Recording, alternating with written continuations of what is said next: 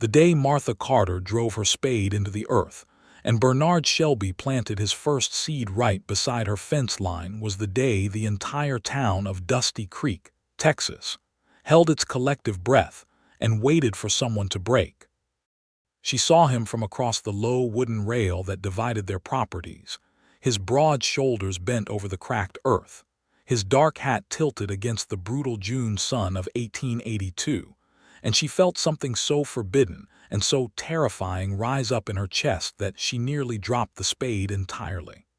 Because this man, this quiet and deliberate neighbor, had secrets she had only just begun to unravel.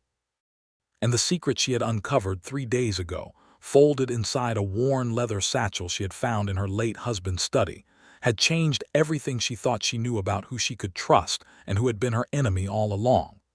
"Mr. Shelby," she called out, and her voice came steady even though her hands were trembling. "I need you to stop what you are doing and look at me." Bernard straightened slowly. He was not a man who moved quickly unless the situation demanded it. He turned, and his gray eyes found hers across the rail, and in that single exchange Martha saw something she had not expected. She saw guilt. Raw, unguarded, unambiguous guilt, and it hit her like a fist to the sternum. "Mrs. Carter," he said, and his voice was low and careful. "Did you know?" she asked. She held up the folded letter, its edges soft from years of being handled, and she watched his face. "Did you know what my husband was doing to this land before he died? Did you know what he owed and who he owed it to and what that means for me right now?" Bernard Shelby did not answer immediately. He looked at the letter. He looked at her face, and then he said something that shattered the careful, guarded version of herself she had been building since the funeral 6 months ago. "I knew some of it," he said quietly, "and I am sorry I did not tell you sooner."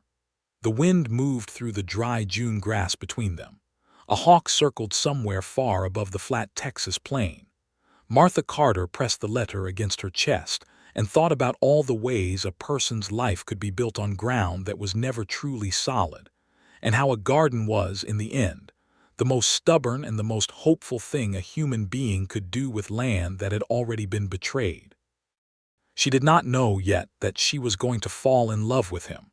She did not know that the garden would be the beginning of something so much larger than either of them had planned. She only knew, in that dry and trembling June moment, that she was not going to run. She was going to plant. To understand why Martha Carter was standing in that field with a letter that felt like a loaded weapon in her hands, you have to go back 6 months, to the January morning when Raymond Carter was buried in the hard ground of Dusty Creek Cemetery with a modest wooden cross and a secret so large it had been slowly crushing him for years. Raymond Carter had come to Texas from Georgia in 1873, a young man with ambition and a charming smile, and a willingness to work that had impressed everyone who met him, including Martha Hayes, who had married him in the spring of 1875 when she was 22 years old and he was 26. They had built their homestead together on 160 acres of the West Texas plains, the kind of land that punished you for every mistake and rewarded patience with just barely enough to survive. Raymond had been a decent man in most visible respects. He had not been cruel. He had not been a drunk. He had simply been a man who, when the hard years came, had made decisions he never told his wife about. Martha had not known about the debt until after the funeral. She had not known about Hector Blaine.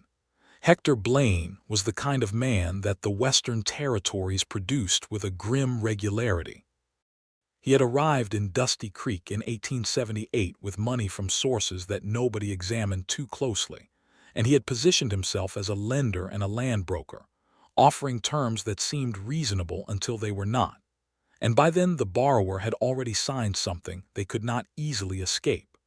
Raymond Carter had borrowed from Hector Blaine in 1879, when a drought had reduced his cattle herd by half and his crops had come to almost nothing. He had borrowed again in 1880. The interest on those loans had compounded with a ruthlessness that the written terms obscured in language that was deliberately difficult to follow. By the time Raymond Carter died of a fever in January of 1882, He owed Hector Blaine a sum that was, by any reasonable measure, more than the Carter homestead was worth. Martha had learned this not from any legal notice, not from a letter delivered by the county sheriff, but from a bundle of documents she had found in February while cleaning out Raymond's study. She had sat on the floor of that small room for a long time after reading them, with the afternoon light coming through the single dusty window, and she had felt the ground beneath her shift in a way that had nothing to do with the earth itself. She had not told anyone immediately. She had needed time to think. She had planted the garden in March, as much out of necessity as out of something that felt, embarrassingly, like defiance. If Hector Blaine was going to attempt to take this land, she was going to make something grow on it first. She was going to make it undeniably hers in a way that a piece of paper with a man's signature could never quite accomplish. She ordered seeds from the mercantile in town, paid for with the last of the household cash she had found in Raymond's desk drawer. Tomatoes, beans, squash, onion, and corn, because those were the most practical, and also sunflowers, because she had always loved them and she saw no reason to be entirely practical when the alternative was despair. Bernard Shelby had arrived on the neighboring property in late February, about 3 weeks after Martha had found the documents, and about 2 weeks after she had begun to realize that she was very, very alone in her situation. He had come from Missouri, she learned from the general conversation of the town, though he was originally from further east and had spent several years in between doing work that people described in vague terms involving cattle roots and honest labor. He was 35, so 6 years her senior, and he was a widower as well, which Dusty Creek found tremendously interesting as a narrative alignment. His wife had died in Missouri 3 years earlier. He had eventually decided to go somewhere entirely different, and somehow that had led him to the parcel of land directly adjacent to the Carter homestead, which had been sitting empty since old George Halliwell had moved his family to California in the previous autumn. Martha had noticed him the way she noticed most things in those early months of widowhood, which was with a kind of distant and detached observation that served as armor. He was tall and had a quiet and methodical way of moving that she associated with a man who had learned not to waste energy. He had dark hair going to silver at the temples and a face that was weathered in the way of men who spent their time outdoors, but not worn in the way of men who spent their time indoors with a bottle. He wore his hat low against the sun.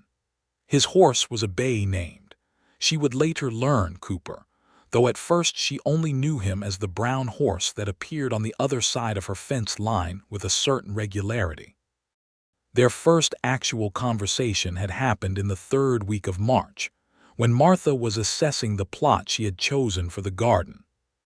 It was on the southern side of the homestead, along the fence line that divided her property from what was now Bernard Shelby's property, because that was where the soil was the least hostile and the morning sun hit the longest.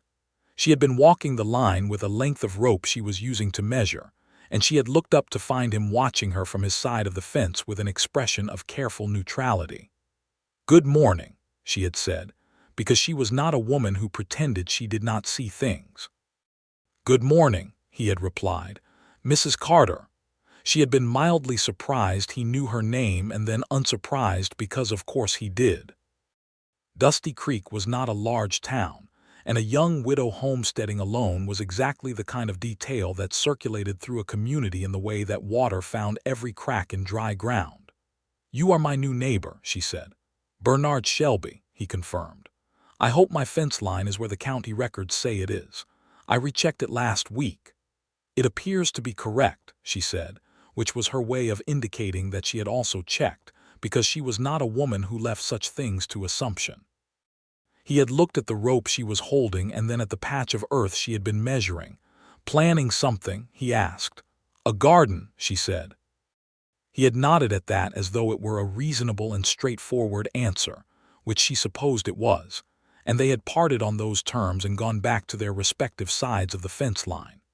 She had not known then that 4 days later, He would appear on his own side of the fence with seeds and tools and begin preparing a garden plot of his own, positioned right alongside hers.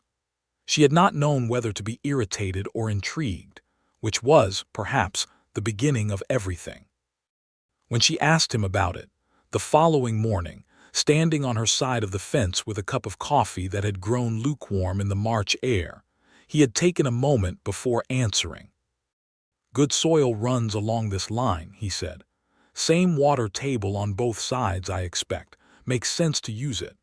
"That is a practical answer," she said. "I am a practical man," he replied, and there had been something in the way he said it, not boastful, not defensive, just simply declarative, that she had found unexpectedly steadying. They had worked their gardens in parallel through March and into April, often at the same time, separated by the low fence rail, occasionally speaking and occasionally not.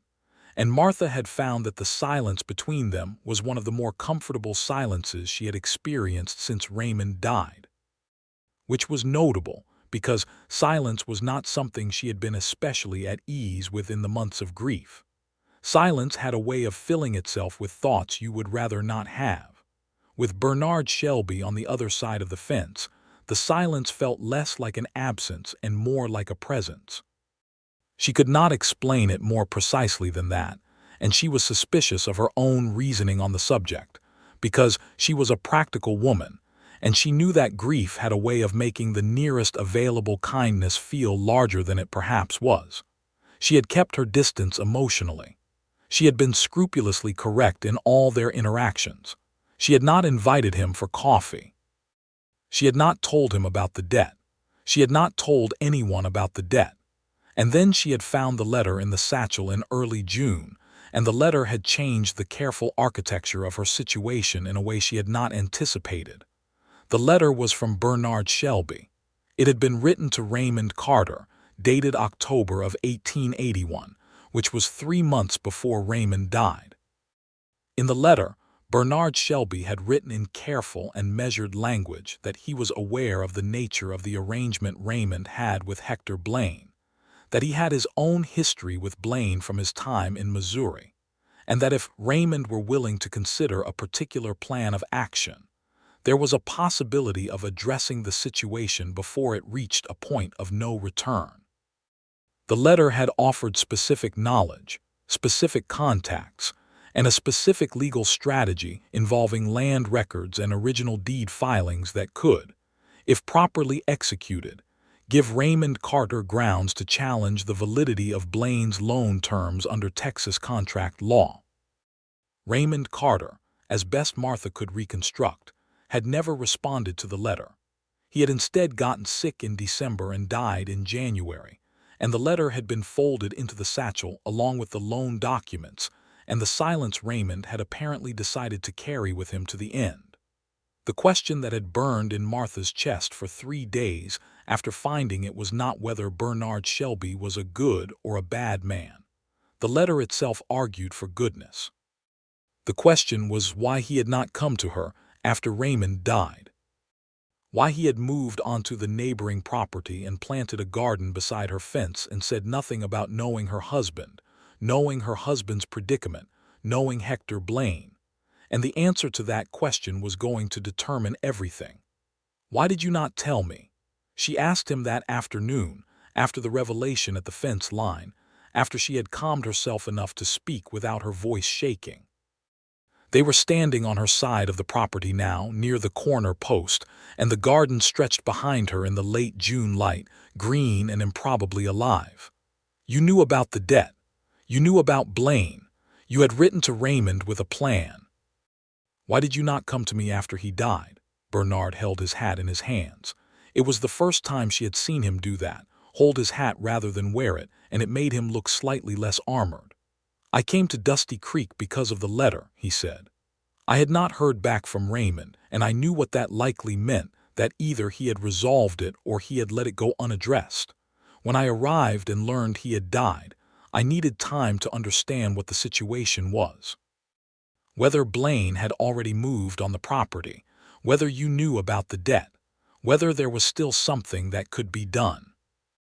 So you were gathering information, she said, and she could not keep the edge entirely out of her voice.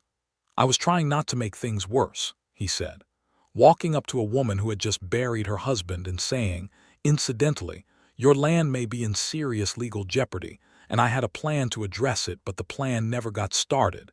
That is not a thing I was confident would be received well or be immediately useful. Martha looked at him for a long moment. The edge in her voice softened somewhat, because the reasoning was not unreasonable, and she was a woman who gave weight to reasoning even when her emotions were pulling in a different direction. "What do you know about Blaine's terms?" she asked. Specifically, he told her. He was thorough and he did not minimize or dramatize. He simply laid out the information with the careful precision of someone who had thought about it at length. The loan agreements, he explained, contained interest calculations that were structured in a way that was not entirely consistent with the terms that Texas statutes permitted for land-secured loans at the time they were written. There was a legal argument, not a guaranteed one, but a legitimate one, that the amounts claimed by Blaine exceeded what was legally enforceable. Furthermore, the original deed to the Carter homestead had been filed under the Homestead Act provisions that included certain protections against complete forfeiture for debt that Blaine's contracts appeared to have circumvented through deliberate structural obscuring. "You know a great deal about property law for a farmer," she said. "I am not only a farmer," he said. "Before Missouri, I studied law for 2 years in Cincinnati. I did not finish the degree. Life made other demands. But I retained the knowledge." She absorbed this. "Why do you have a history with Blaine?" He was quiet for a moment. "He did to a family I knew in Missouri what he is attempting to do to you here," he said. "A man named Aldrich, good family, 3 children. Blaine had him sign papers he did not fully understand, and by the time Aldrich understood what he had signed, Blaine owned the land. The Aldriches moved west with nothing." He paused. "I felt I should have done more at the time. I did not. I am not inclined to make the same error twice." There was something in the way he said it, the quiet and steady acknowledgement of a moral failure he had not forgiven himself for, that Martha recognized because she had her own version of it. The things you did not do when you should have. The silences you kept when speaking would have been harder but better. "All right," she said finally. "Tell me what we need to do." What they needed to do, it turned out, was both more complicated and more manageable than Martha had feared. Bernard had already begun quietly researching the county deed records in the weeks since he had arrived. He had identified the specific filing irregularities in Blaine's paperwork. What was still needed was a formal legal challenge, which required engaging an attorney in the county seat of Millerton, which was 40 miles east of Dusty Creek, and gathering signed statements from 2 witnesses who had direct knowledge of the loan negotiation process. One of those witnesses, Bernard told her, was a man named Jonas Whitfield, who had been present as a supposed independent party when Raymond signed the loan agreements, and who had in the years since apparently developed a troubled conscience about his role in the arrangement. Whitfield now ran a feed store in the town of Redville, 12 miles north. "He will talk to you," Bernard said. He would not talk to Raymond because Raymond going to Blaine was too direct a threat to his livelihood. "But you are a widow with a legitimate legal claim, and the political atmosphere around Blaine's practices has shifted. Whitfield has been nervous for some time." "And the second witness?" Martha asked. "That will be more difficult," Bernard said. "It is a woman named Clara Dove who used to work as a clerk in Blaine's office. She left his employ in 1880 and moved to San Antonio. I have written to the address I have for her, but I have not received a reply." "Then we start with Whitfield," Martha said.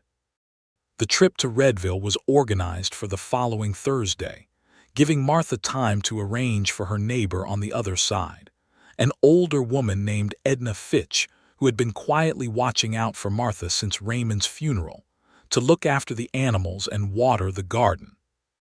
Martha spent the intervening days in a state of focused activity that she recognized as her most effective coping strategy. There was a great deal to do, And doing things was better than thinking about the dark fact that Hector Blaine had apparently not yet formally moved against her, because he was waiting for the moment when doing so would be most advantageous and least resistible. Bernard came to her side of the fence each morning that week, and they worked the garden side by side and talked about the case in the practical terms of people with a shared project. And in the evenings he went back to his own house, and she sat in the narrow kitchen of hers and thought about him with a mix of gratitude and caution, and something else she was not yet prepared to name. She was 31 years old. She had been married for 7 years and widowed for 6 months. She was in a legal predicament that could take her home from her. She was aware that it was not the ideal time to notice that a man's voice was one of the more steadying sounds she had encountered in recent memory, or that his hands, working alongside hers in the garden, were careful and sure and occasionally moved with a kind of gentleness toward the young plants that she found disproportionately affecting. She was aware of all of these things, and she filed them carefully under the category of observations that did not yet require action, which was where she put things that were too significant to dismiss, but too uncertain to pursue. The drive to Redvale on Thursday was in Bernard's wagon, a solid and practical vehicle pulled by Cooper, and a second horse named Elm that Bernard had acquired since arriving in Dusty Creek. Martha sat beside him on the bench seat, wearing her good gray dress and her hat with the dark ribbon, and they talked about the strategy for the conversation with Whitfield. And then, when that subject was sufficiently covered, they talked about other things. She learned that he had grown up in Pennsylvania, the son of a schoolteacher and a man who ran a print shop. He had 2 sisters in the East he still wrote to. He had come west not from any particular romantic notion about the frontier, but from the more straightforward reason that the West in 1882 was a place where a man with skills and willingness could still carve out something that was genuinely his, and he had needed something that was genuinely his after Missouri. She told him that she had grown up in Georgia, one of 4 children of a farming family that had been devastated by the war and its aftermath. She had come west with Raymond because staying in Georgia had felt like trying to rebuild something that had been broken beyond the capacity of sentiment to hold together. She did not tell him that she had sometimes wondered, in the quiet and honest hours, whether she had married Raymond partly out of the need to go somewhere rather than out of the fullness of the love that a marriage ought to begin from. She did not tell him that, but she thought it, sitting on the wagon bench with the summer plains spreading out around them, and it was the first time she had allowed herself to think it without immediately replacing it with something more respectable. Jonas Whitfield was a thin man in his mid-40s, with the careful eyes of someone who had been measuring risk for a long time. He received them in the back office of his feed store with the manner of a man who had been half expecting this conversation and had already made his peace with having it. Bernard let Martha do most of the speaking, which she had not expected and which she appreciated, because it was the right tactical choice. Whitfield was not going to be moved by another man representing a woman's interests. He was going to be moved, or not moved, by the woman herself. Martha was direct and she was specific and she was not apologetic. She laid out what she knew, what she needed, and what the legal path forward looked like. She told Whitfield that she was not interested in destroying him, that the statement she needed was limited in scope, and that his role, as she understood it, had been that of a man pressured by Blaine into a compliance that he had not originated. She told him that the alternative, if she was unable to challenge Blaine's claim and lost the property, was that Blaine would continue to operate in the same manner with full immunity, and that the next family destroyed by his practices would be in part a consequence of Whitfield's silence. Whitfield looked at the table for a long time after she finished. "You are a formidable woman, Mrs. Carter," he said finally. "I am a woman who intends to keep her home," she replied. "I find that tends to make a person formidable." He gave them the statement. He wrote it out in his own hand, dated it, and signed it in front of Bernard as witness. He shook Martha's hand when they left, and his grip was firmer than she had expected, as though the act of signing had returned something to him. On the drive back, the afternoon light was turning the plains gold and amber, and Martha sat with the signed statement in her satchel and felt something loosen in her chest that had been wound tight since February. "You were extraordinary in there," Bernard said. She looked at him. He was watching the road, his profile clean against the fading sky, and his voice had been simple and sincere without any of the performance that men sometimes applied to compliments about women's capabilities, the slight edge of surprise, the qualifying warmth. He had simply said what he observed. "Thank you," she said. "And then because she was who she was, you let me lead. You did not have to do that." "You were the right person to lead," he said. "It did not require any letting. It was simply accurate." She looked at him for a moment longer than she needed to, and then looked back at the road ahead. They were still 12 miles from Dusty Creek when the right front wheel developed a problem with the axle, a crack that had apparently been progressing for some time, and chose that particular stretch of road to become critical.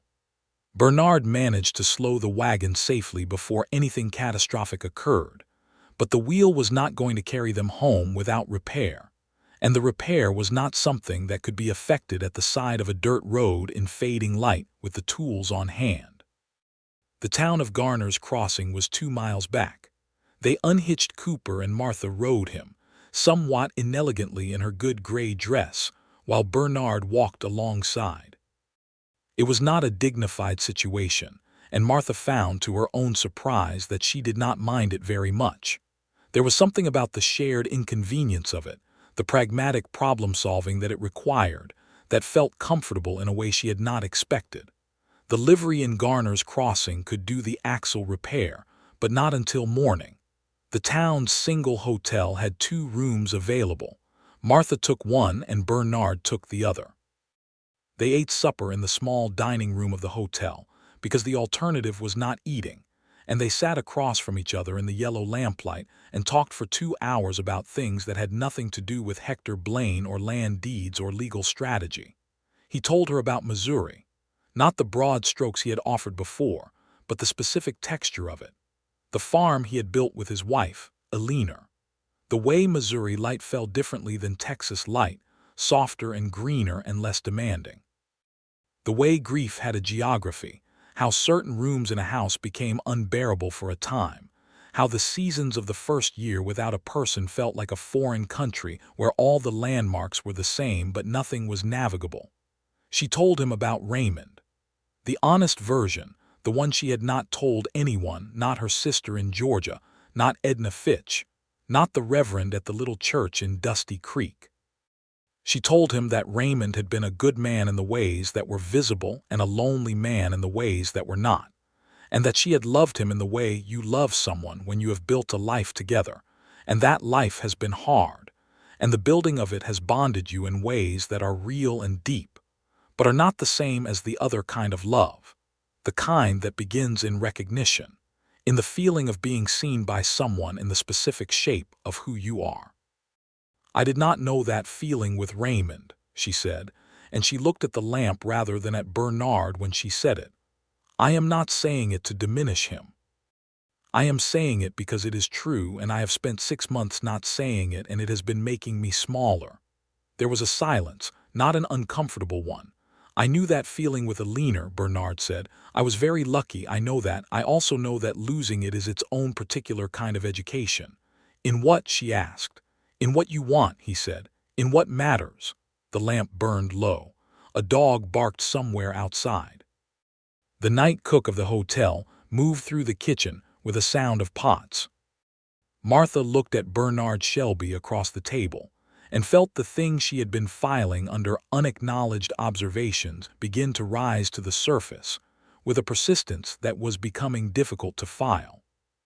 She said good night carefully and went upstairs and lay on the narrow hotel bed and looked at the ceiling and told herself, with the firmness she usually reserved for decisions about soil preparation and seed selection, that she was going to handle the situation with Hector Blaine before she handled anything else. One thing at a time, practical, focused. She almost believed herself.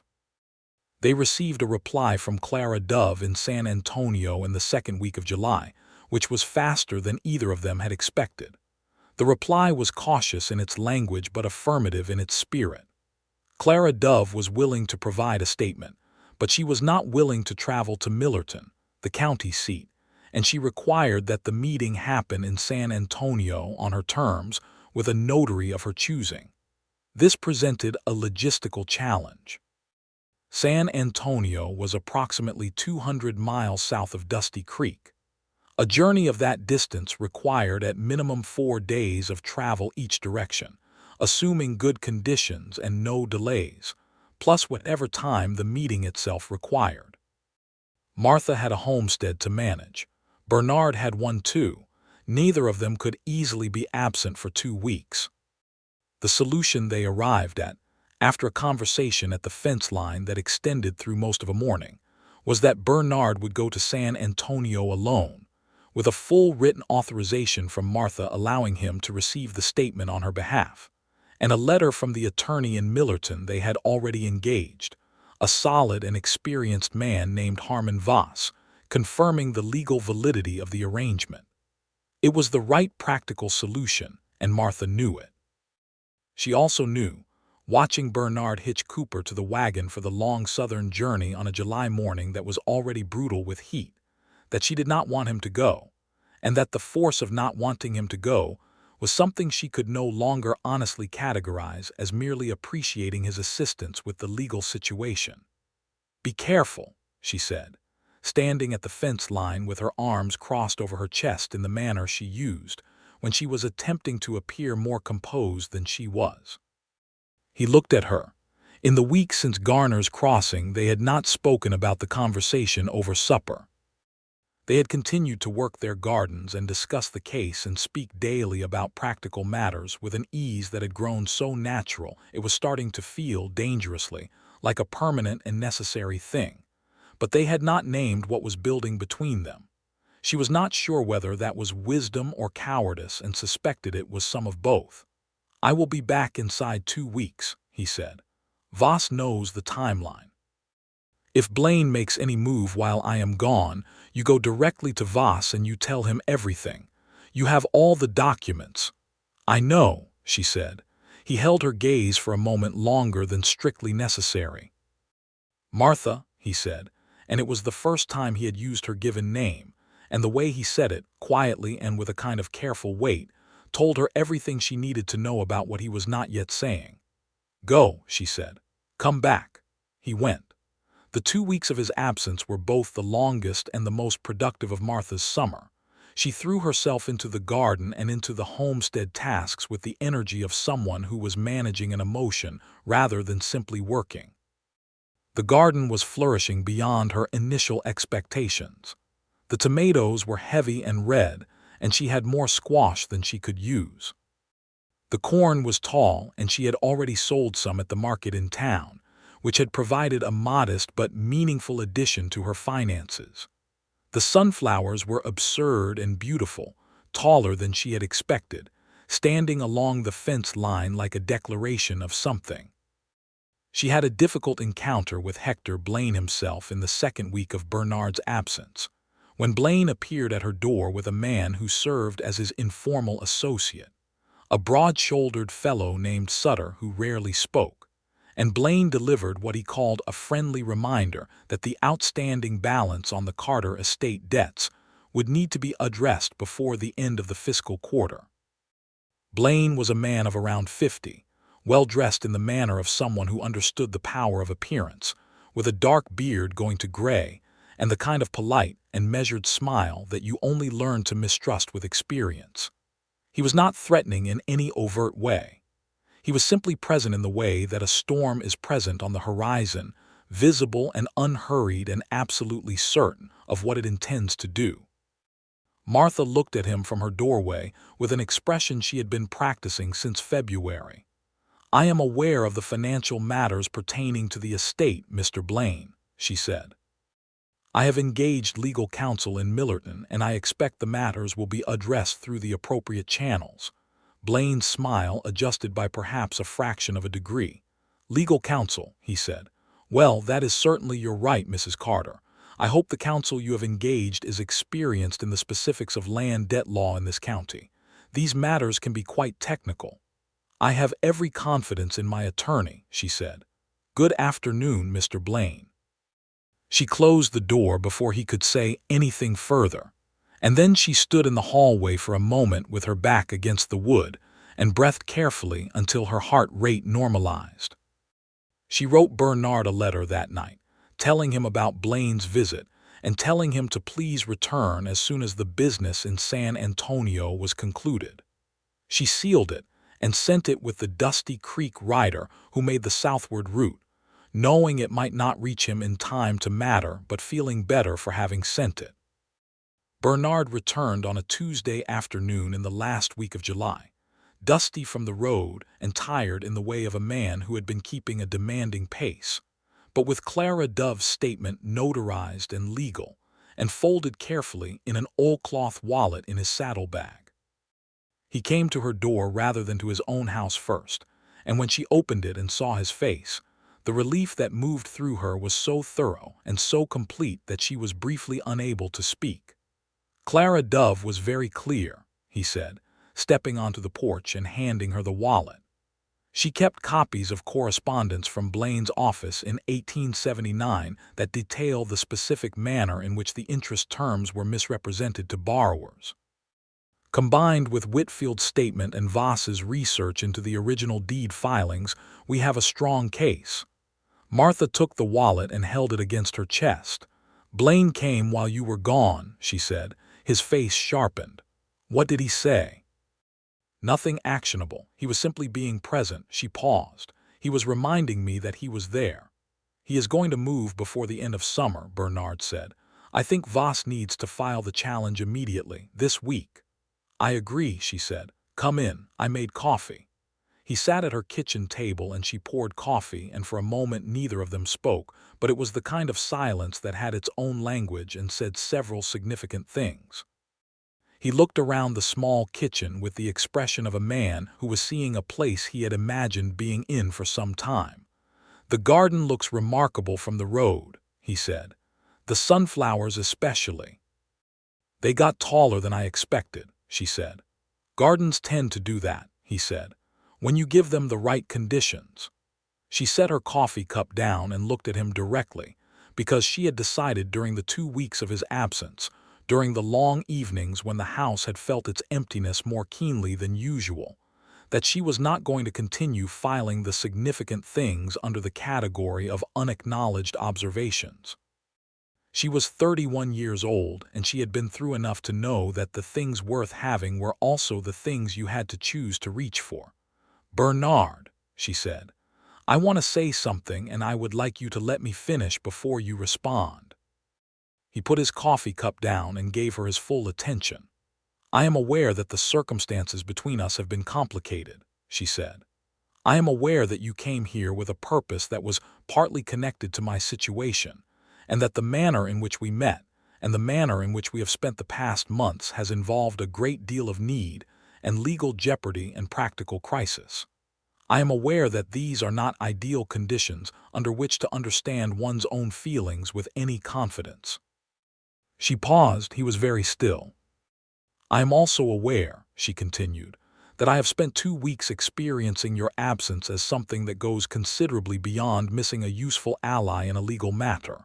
And I think you know how I feel, and I think I know something of how you feel, and I would rather say it plainly than carry it indefinitely under the guise of being sensible. Martha, he said. Let me finish, she said. I like you.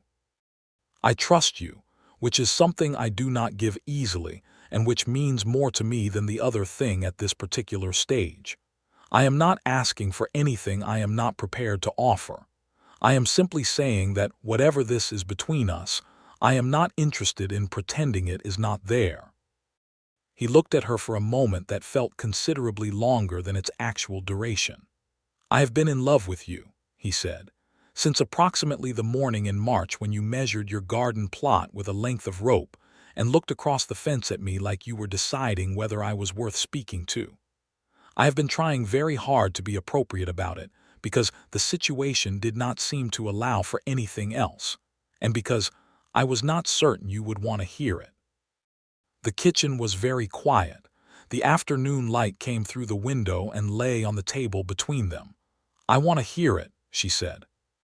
He reached across the table and put his hand over hers, and the warmth of it, the simple solid warmth of another person's deliberate touch, moved through Martha Carter with an intensity that surprised her even though she had been expecting it. They did not rush anything. They were both people who had been through loss and who understood that what they were building deserved to be built properly, which meant carefully and honestly, and without the false urgency of people who did not know what loss could take. But there was a new quality to everything that followed: the morning conversations at the fence line, the evenings when he sometimes came to her porch and they sat in the 2 rocking chairs she had put out in June, talking until the stars came up. The way he looked at her sometimes across the garden rows with an expression that was both pleased and slightly astonished, as though he was still not entirely accustomed to the fact of her. The legal challenge was filed in the first week of August by Harmon Voss in the county court of Millerton. Hector Blaine was formally served with notice of the challenge in the second week of August. Martha received word of the service from Voss with a feeling of profound and particular satisfaction. Blaine did not take the development quietly. He dispatched his associate Sutter and a second man to call on Martha in the third week of August, and this time the visit was less polished. Sutter stood on her porch and said, in the flat manner of someone delivering a pre-written message, that Mr. Blaine would be willing to settle the outstanding debts for a substantially reduced sum if Mrs. Carter chose to withdraw the legal challenge, and that if she chose not to withdraw it, the subsequent litigation could be a very long and very expensive process. Martha stood in her doorway and looked at Sutter and thought about the Aldrich family in Missouri, who had lost everything. She thought about Raymond, who had carried his debt alone until the silence of it killed him as surely as the fever. She thought about Clara Dove, who had left a man's employ and moved 200 miles away rather than continue participating in his practices, and who had still been willing to provide a statement because someone had finally asked her in the right way. "Tell Mr. Blaine," she said, "that the challenge will not be withdrawn and that any further attempts to contact me outside of formal legal process should be directed to my attorney." She closed the door. That evening, Bernard came to her porch and she told him about Sutter's visit, and he listened with the careful attention he gave everything she said. And when she was done, he said, "You handled that exactly right," with a certainty that was not reassurance but assessment, the same way he talked about soil composition and planting conditions, as though her competence was a fixed and measurable fact. She had a sudden and overwhelming urge to reach for his hand, sitting in the rocking chair beside him, and she did, and he turned his hand over and held hers, and they sat like that for a long time watching the dark come in over the Texas plain, and neither of them said anything because there was, for once, nothing that needed to be said. The legal proceeding moved with the careful and occasionally maddening pace of the county judicial system. Voss was thorough and precise, and communicated regularly with Martha, keeping her informed of every development. Blaine had engaged his own attorney, a man from Houston who had a reputation for aggressive procedural tactics, and there were weeks of filing and response and counterfiling that Voss explained with patience, and Martha followed with the same focused attention she gave to everything she determined was important. Through it all, the garden continued. September brought the end of the summer growing season and the beginning of the harvest, and Martha and Bernard worked their 2 plots through the long September days with the particular satisfaction of people gathering in the results of something they had built. The tomatoes were preserved, the beans were dried, the corn was stored. The squash went to the root cellar. The sunflowers were left standing at the fence line through October, because neither of them was quite ready to cut them down. In November, Harmon Voss received a ruling from the county court. The ruling found that the interest terms of the loan agreements between Hector Blaine and Raymond Carter had been structured in a manner inconsistent with the applicable provisions of Texas law at the time of execution, and that the total amount legally enforceable by Blaine against the Carter estate was substantially and specifically less than Blaine had claimed. Furthermore, the ruling found that certain protections of the Homestead Act applied to the Carter property in a manner that precluded complete forfeiture regardless of the debt status. Blaine was ordered to accept the legally enforceable amount in full satisfaction of the debt, with the legally enforceable amount being a sum that Martha, with the modest resources she had accumulated since Raymond's death, could manage.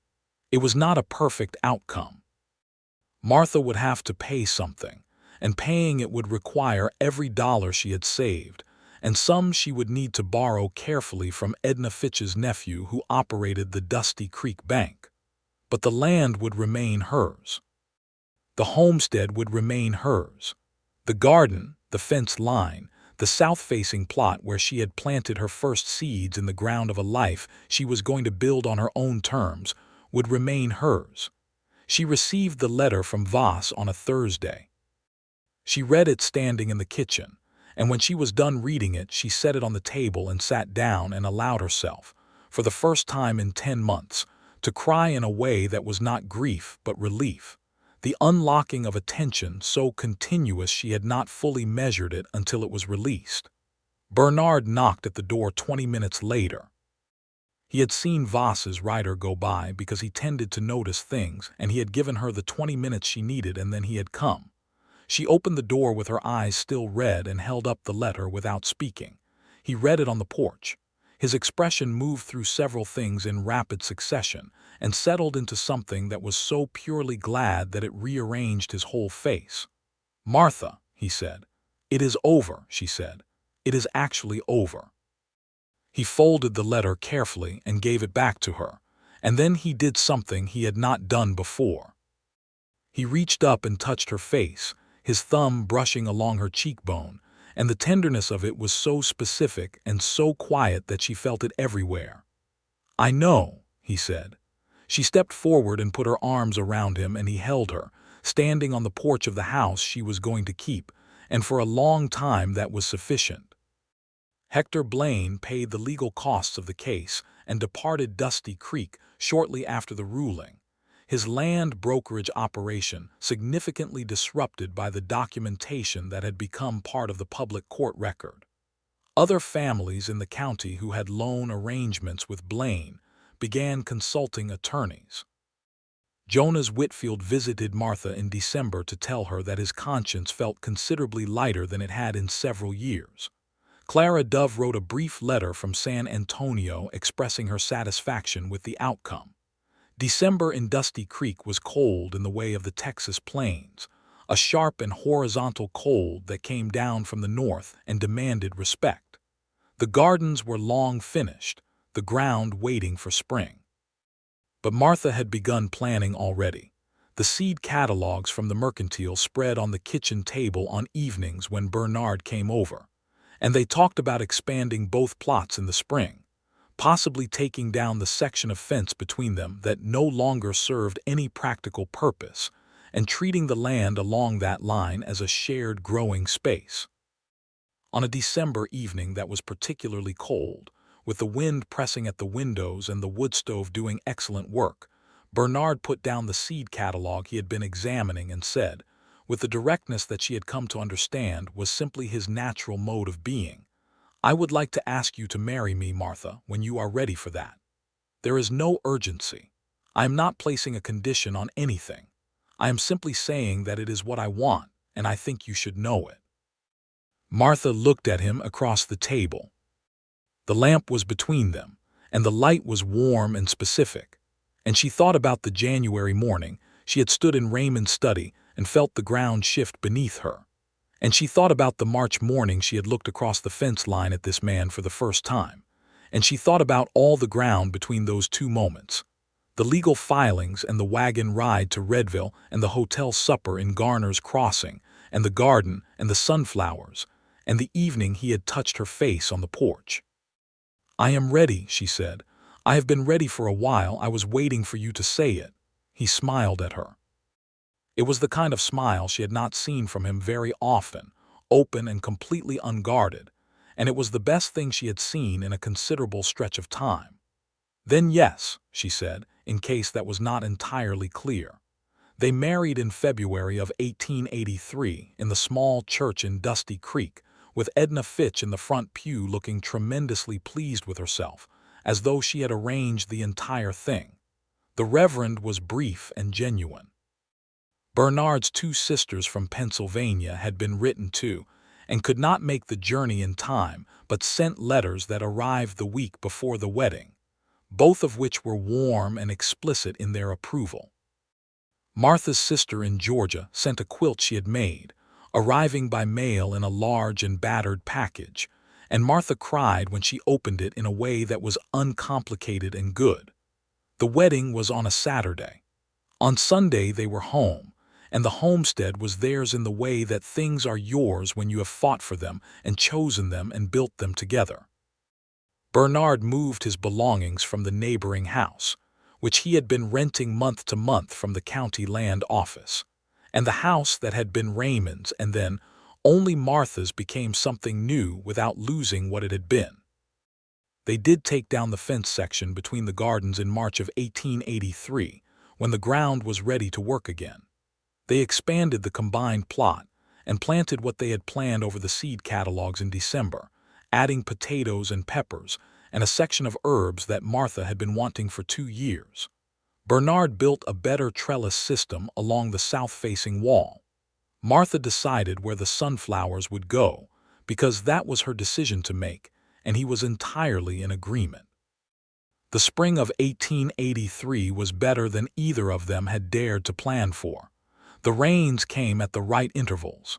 The soil, worked consistently for a second year, gave more than it had the first. They sold at the Dusty Creek market on Saturdays and both bought and sold at the mercantile, and had, by summer, enough financial stability to look at the coming year with something approaching confidence rather than the held breath of survival. In August of 1883, Martha discovered she was pregnant. She told Bernard on a Tuesday evening while they were sitting on the porch in the rocking chairs, watching the late summer sky in the way they did most evenings, and his face did the thing it did when he received information of great significance, moving through several expressions quickly before settling into something that was purely and completely glad. "A child," he said, as though he was making sure he had understood correctly. "In the spring, by my calculation," she said. "Around April."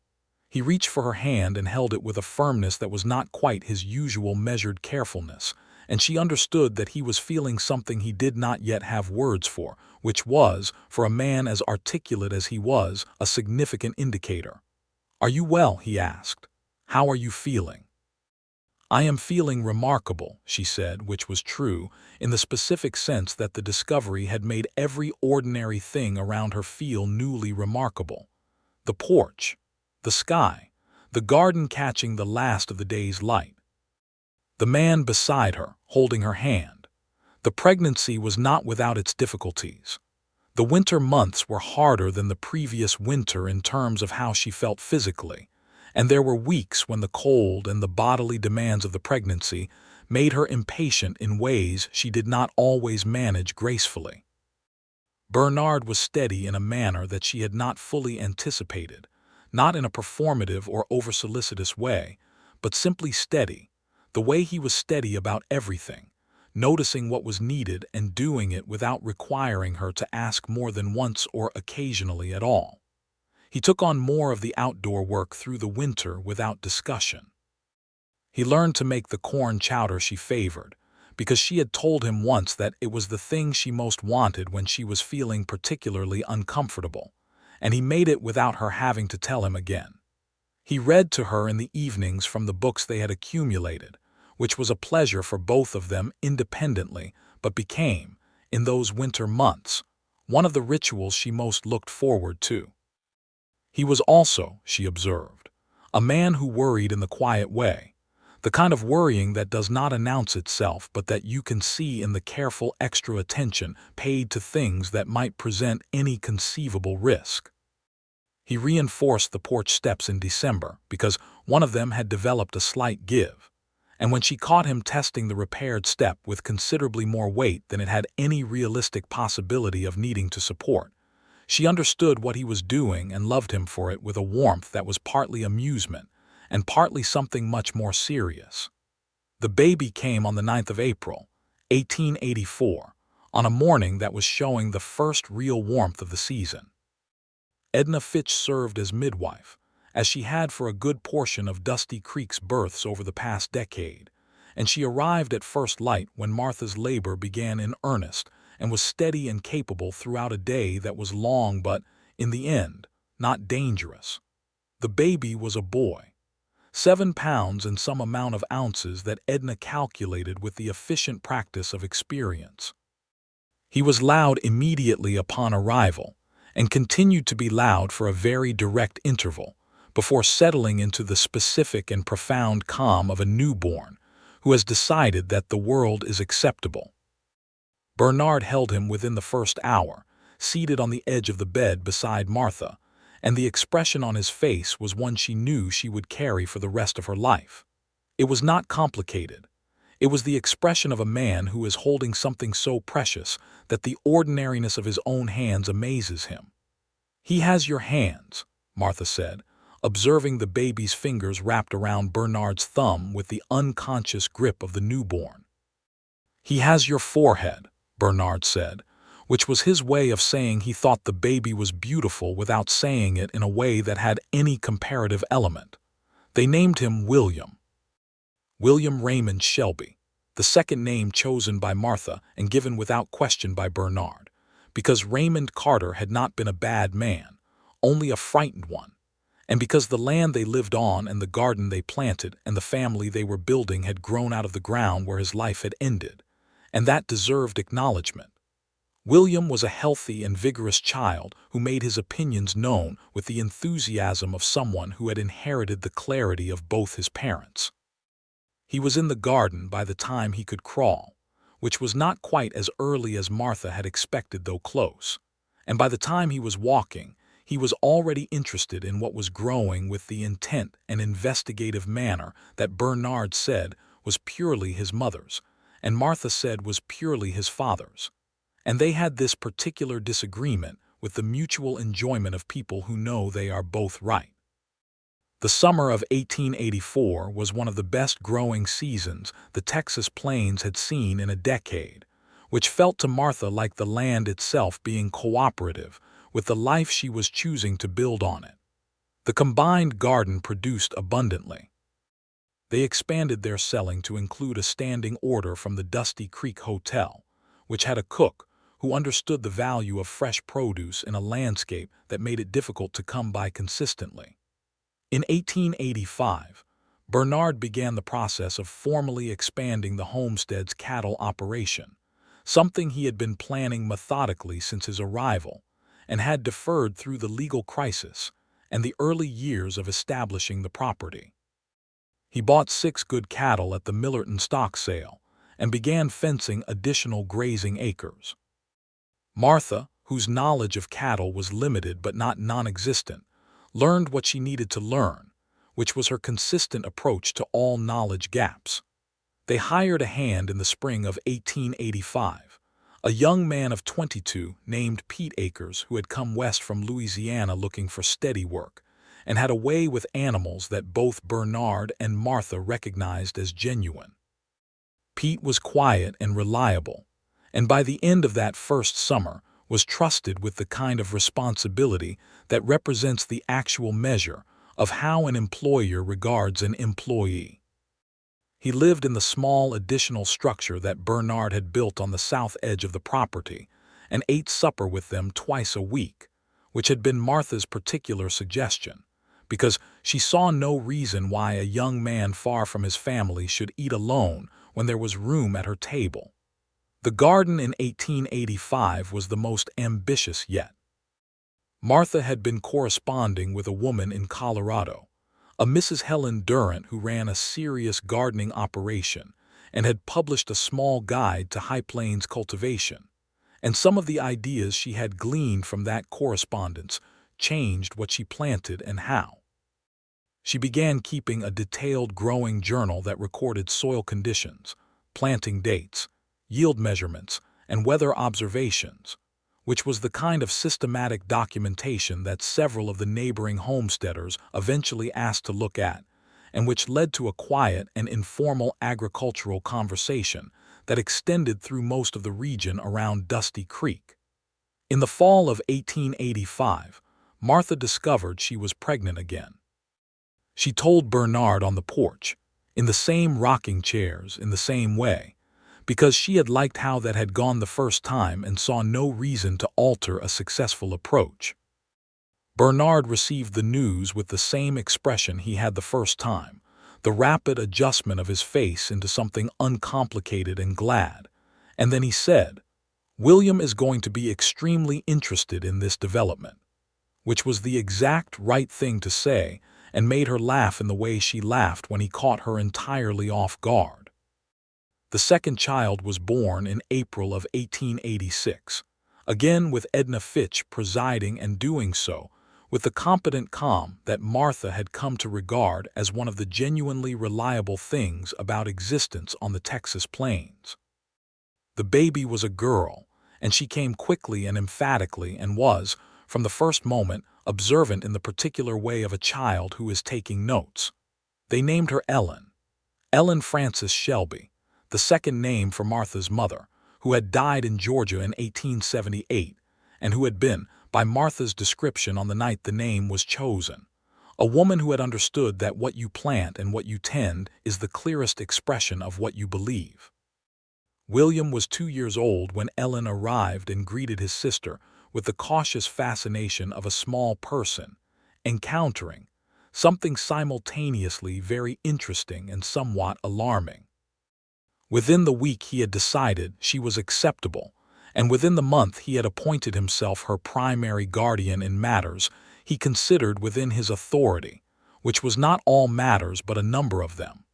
The family expanded in the years that followed in ways both expected and unexpected. Pete Akers became as much a part of the household as any employee could be, eventually marrying a young woman from Redville named Alice who moved onto the property and became, over time, a friend to Martha in the particular way of women who work side by side in a landscape that requires mutual support. Bernard's sister Clara, the younger of his 2 Pennsylvania sisters, came to visit in 1887 and stayed for 6 months, and then announced that she would prefer to stay permanently. And as there was room and Clara was both useful and good company, nobody found a serious objection to this. The homestead that had been Raymond Carter's, that had nearly been Hector Blaine's, that had become Martha Carter's alone, and then Martha and Bernard Shelby's together, grew into something that had the particular quality of things that were built by people who understood both soil and time. The house was expanded in 1888, a proper addition with 2 new rooms that gave William and Ellen space they had been needing, and gave the household generally the feeling of a structure that expected to be inhabited for a very long time by people who intended to keep building. The garden ran the full length of the south-facing fence line now, the fence between the 2 original plots long gone, the sunflowers replanted every spring by mutual agreement in the exact spot where they had first grown in 1882, because some things become tradition before you fully notice they have. On a September evening in 1888, Martha was sitting on the expanded porch that now wrapped the full front of the house, and Bernard came and sat beside her, and William was somewhere in the yard testing a wooden structure he had built with Pete's assistance, and Ellen was on the porch floor with a collection of rocks she was sorting by size with an intensity that suggested future scientific inclination. And the sun was going down in the spectacular and excessive manner that the Texas sky occasionally condescended to provide. "Do you remember," Martha said, The morning I called across the fence and held up Raymond's letter and asked if you knew. I am not likely to forget it, he said. I was so frightened, she said, not of you, of everything, of losing the land, of being alone in it, of not knowing who I could trust. I was frightened of all of it. You did not show it, he said. I showed some of it, she said. You saw it. I saw that you were afraid and that you were going to move forward anyway, he said. That was what I saw. She leaned her head against his shoulder, which was a thing she had done so many times in the 6 years since that moment at the fence that it was as habitual and as necessary as breathing. He put his arm around her, which was his habitual and necessary response.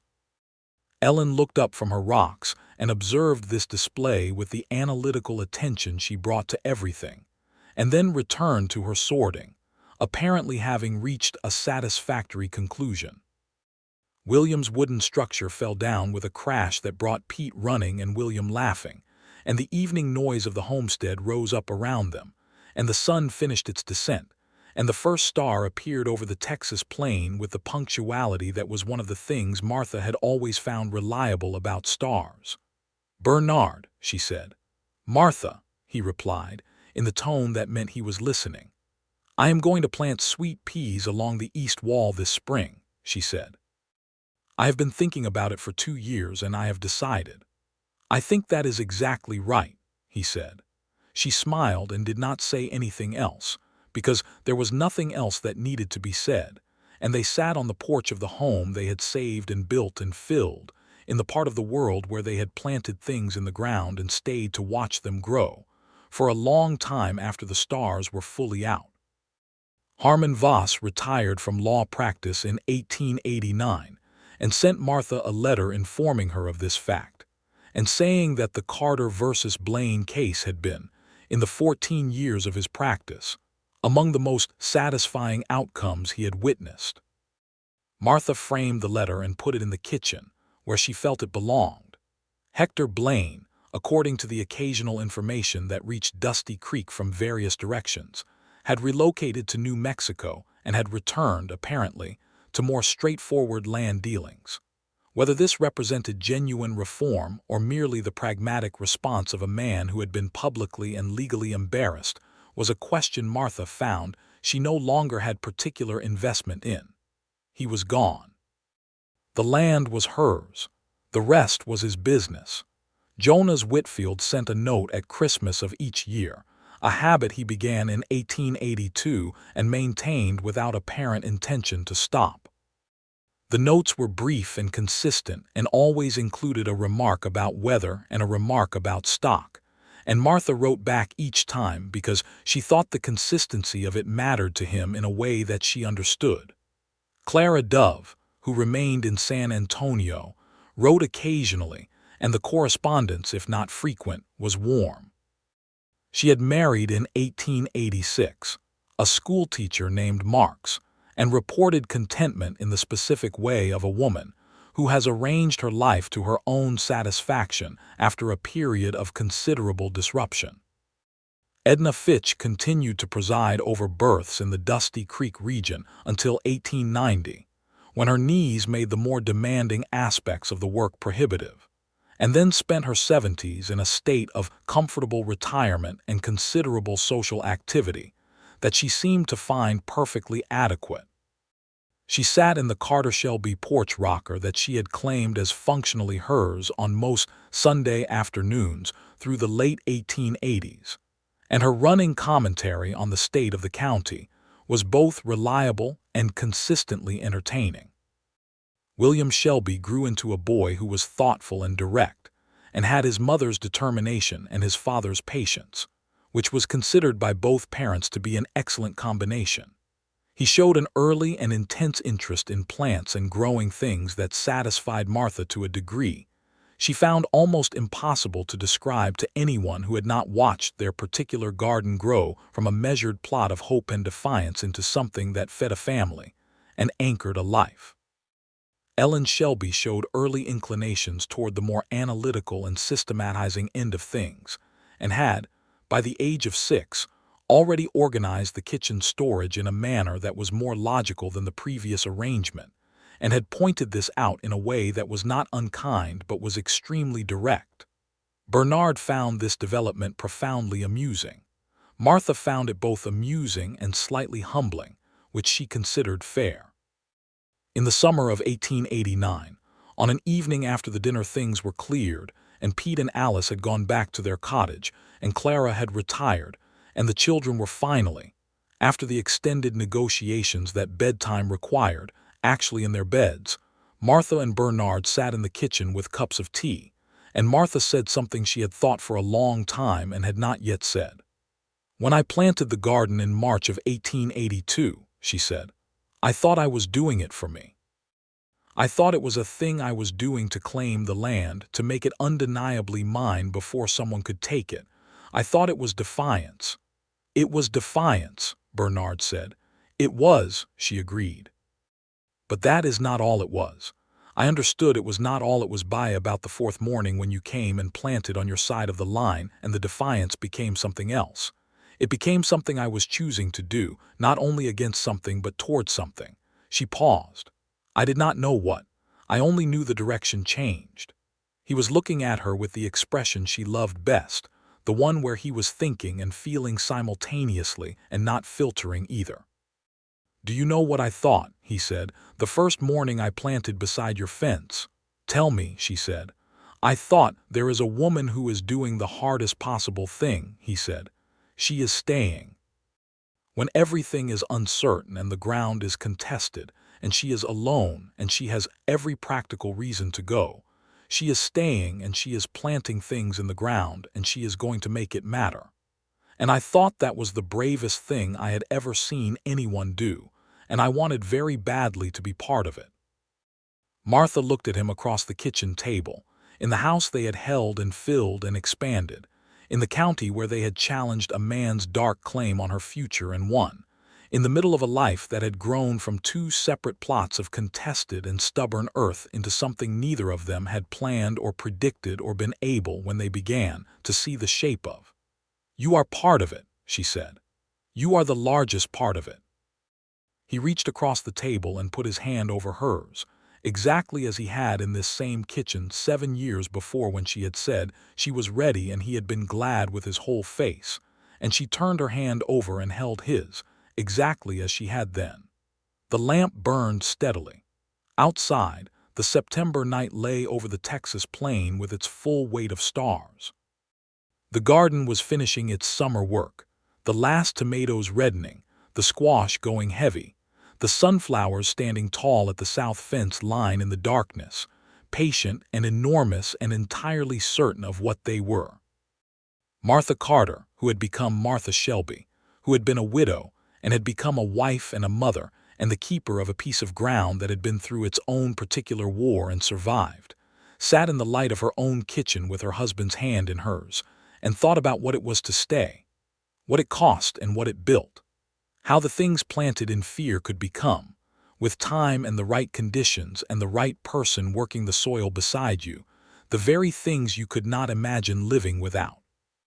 She had not known, that first March morning, what she was beginning. She had not known that the measured plot with the length of rope and the defiant seeds and the man appearing on the other side of the fence line would become the origin story of a life that would go on, adding years and children and cattle and seasons, adding the ordinary accumulation of particular and irreplaceable things. She had not known, but she had stayed, and she had planted, and the garden had grown. In the spring of 1890, they planted sweet peas along the east wall, exactly where Martha had planned. They came up in April, climbing the trellis Bernard had built for them over the winter, and bloomed in May in lavenders and pinks that were, in Ellen's estimation, the most interesting colors in the garden, and in William's estimation less interesting than the corn but acknowledged as notable, and in Bernard's estimation exactly right, and in Martha's estimation a thing she had wanted for 2 years, and that the wanting and the having of were both, in their own ways, worth everything. Ellen brought her rocks to the garden and sorted them among the sweet pea rows, and informed her family that the soil in that section had a particular quality. She intended to investigate. William showed her the earthworms, which she also intended to investigate. Pete brought Alice over on a Sunday afternoon, and they all sat in the yard with lemonade, and the conversation went in several directions, and all of them were pleasant. Clara brought her mending and did it in the sun, and made observations about the sweet peas that were both accurate and complimentary. Edna Fitch arrived at 3 in the afternoon and sat in her rocking chair, and said that the garden was the finest in the county and always had been. And this was not an objective assessment, but it was a sincere one, and everyone received it accordingly. Bernard looked at Martha across the garden rows, across the space where the fence had been, across the ground they had worked together from the first contested spring to this easy and abundant one. And the look was the same look he had given her that first morning at the fence line, assessing and interested, and not yet aware of everything it would come to mean, and also entirely different, because now it knew. Martha looked back at him with the same doubled quality.